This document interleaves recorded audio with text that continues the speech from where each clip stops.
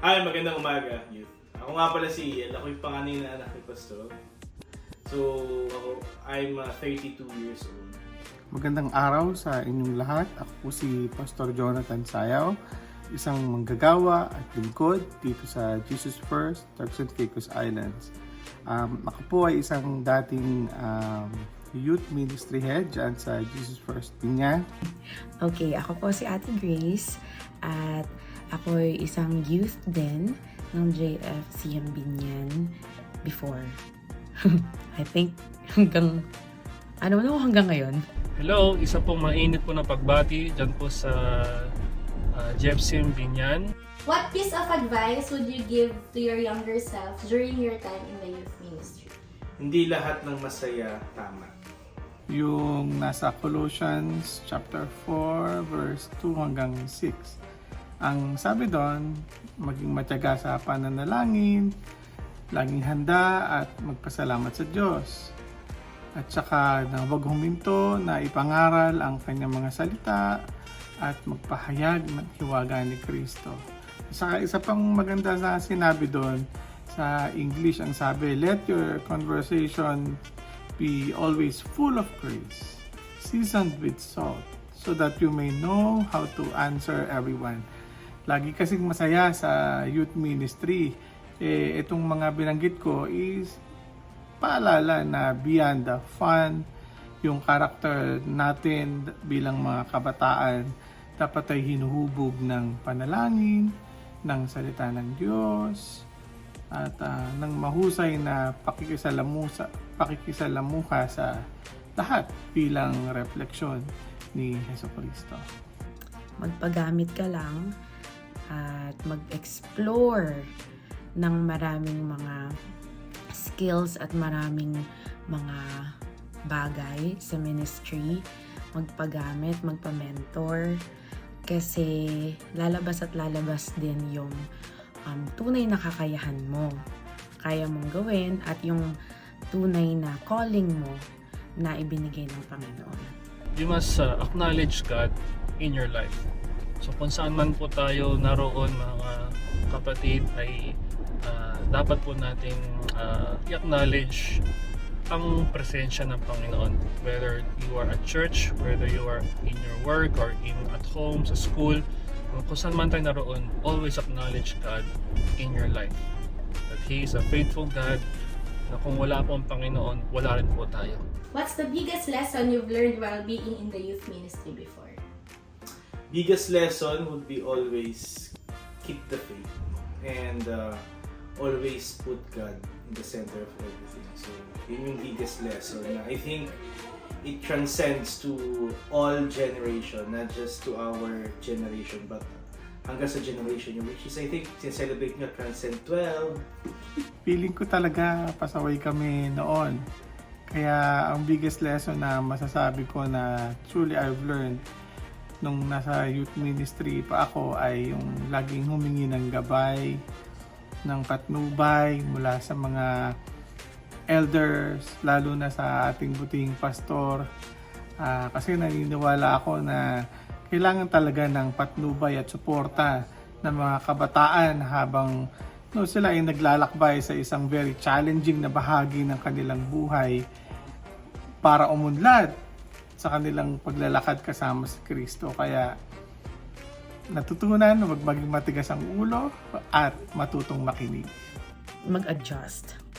Yan, yung matutong mag-adjust. Kasi, kunyari sa mga events noon, hindi talaga nasusunod lahat on time, on the dot, yung mga activities. So, huwag maging too controlling pagdating sa oras at maging, flexible sa time at sa mga kakayahan ng bawat isa. Yun yung lesson ko as a youth leader, isa sa mga youth leader before. Pero yung being part of the youth ministry, yun yung i-enjoy at mentor, magpasakop dun sa mga kuya, sa mga ate, sa mga pastors and elders. Mag-confide sa kanila kasi ano naman, yung mga advice nila, yung mga wisdom nila ay subok naman na talaga. So, yun yung mga lessons ko as a leader and as part of the youth ministry.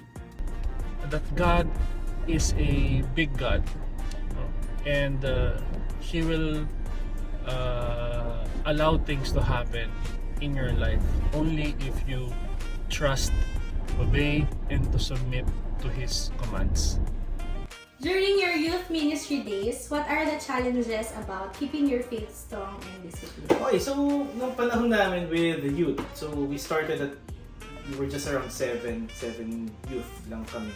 So there was this gap, no? So the challenge talaga nun is that when we transitioned from being Sunday schoolers to youth, there was a leadership gap during that time. So one challenge namin is how to make things happen. That's number 1.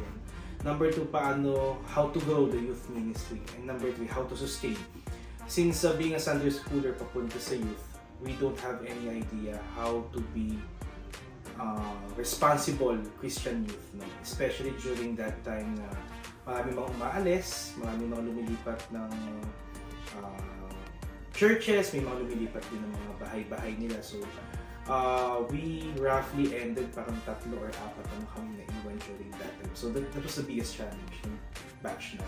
Isa sa pinaka-challenging ay yung pagpapanatili na nakaugat lagi sa pundasyon ng Biblia. Kasi maraming mga modernong impluensya sa Kristyanismo na minsan nagpapahintulot na malihis ang mga kabataan na kalaunan kumakawala sila sa isang makabuluhang relasyon sa Panginoon.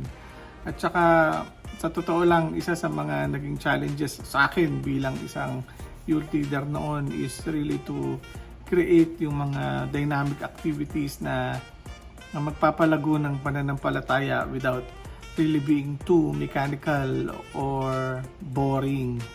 No, syempre, yung mga kabataan full of creativity and excitement. Pero naitatawid naman namin. In fact, alam ko, yung youth hour, sa amin niya nagsimula.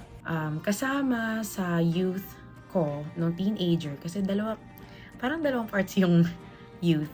Isang teenage years and then isang early mid-20s.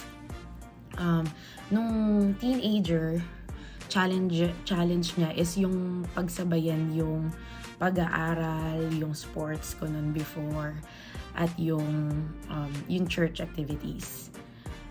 Pero eventually, natutunan ko din na i-manage yung aking time at pumili ng dapat i-priority. So, challenge siya kasi syempre gusto kong gawin yung mga activities outside church like taekwondo competitions or bonding with friends, mga ganyan. Or manood ng fan meeting ng gustong artista, mga ganyan. Pero, yun, kailangan tapyasin unti-unti yung mga ganon. At akala mo ng challenge siya, pero pag tinanggal mo pala yung mga yon, yung mga bagay na hindi importante, dun malilinawan na konting distractions lang pala yon.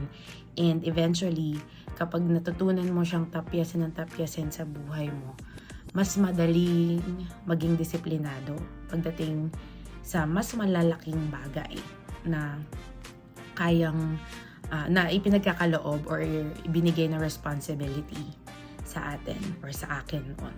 So yung naging challenge ko noon is yung time. No? So dati po kasi time was really a struggle for me. But praise God, no, I was able to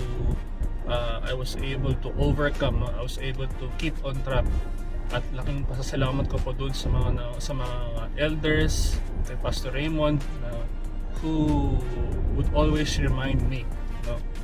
At and of course, salamat din sa Panginoon dahil sa kanyang kabutihan ay naging matatag po yung pananampalataya ko bilang isa pong Kristiyano and as a youth din po, no?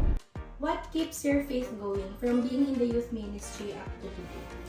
Well, what makes my faith or what keeps my faith going is the mere fact that I'm still here. So yung faith ko is that there's always blessing sa lahat ng bagay. So there's always wisdom that God is trying to impart on your daily lives. And laging mayroong isang bagay na gusto niyang matutunan mo. So whatever it is, it's up to you on how you would respond dun sa calling and dun sa challenges na binibigay sa inyo. Now, from then hanggang ngayon, siguro ang masishare ko lang talaga, nagsisimula ang lahat sa una at dakilang utos.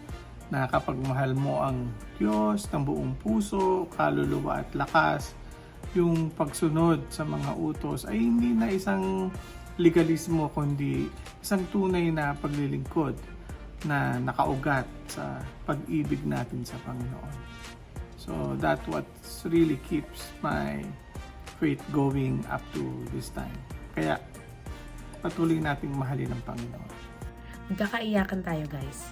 Pero yung nakatulong, isa sa mga nakatulong sa akin is yung ugali na laging mag-seek ng mentorship, mag-seek ng group, ng youth, ng core group.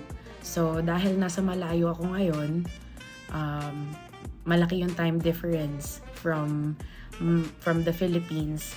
12 hours dyan ay umaga, dito ay gabi, ganun talaga siya. Mahirap ipagpatuloy yung mga activities na nakasanayan ko before. Pero kahit ganun, may mga bagay na naipa-prioritize at naia-adjust para makapag-serve at para manatili pa rin yung pananampalataya. What keeps my faith going? Yung patuloy na pagpaparealize sa akin ng Panginoon na He is sufficient every day.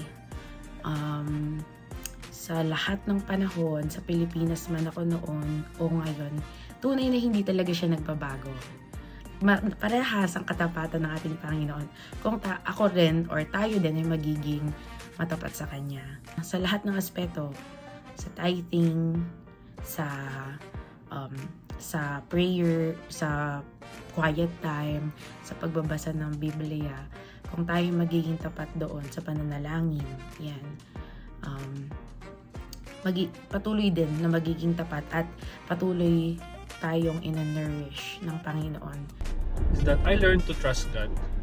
No? God never fails. He would never abandon us. He would never leave us. Kaya dapat po yung calling po natin bilang mga kabataan, bilang mga mananampalataya, is dapat firm po and strong po siya. Matatag po yung ating foundation, and that mas maging proactive po tayo pagdating sa ministry.